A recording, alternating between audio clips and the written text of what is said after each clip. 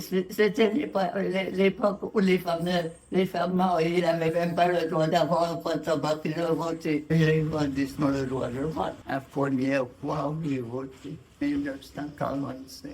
J'étais déjà institutrice à la campagne de Duchette quand j'ai eu le droit de vote. C'était un jour mémorable, un jour extraordinaire, puisque j'ai voté en même temps que toutes les femmes.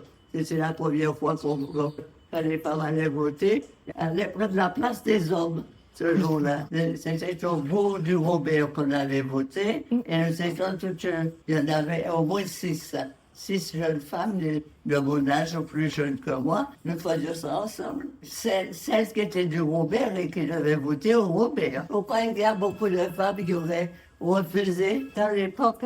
Nous étions en train surtout de lutter pour obtenir nos postes dans le travail. Comme dans mon cas, pour entrer dans l'enseignement, il faut certains diplômes, et quand on les a, pour accéder au poste.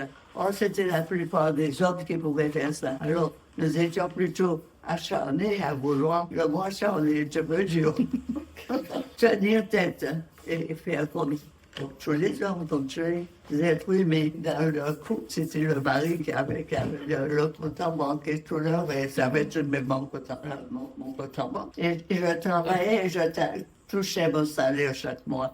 Il fallait bien que le gouvernement, l'administration ait un endroit pour noter que moi, je suis là.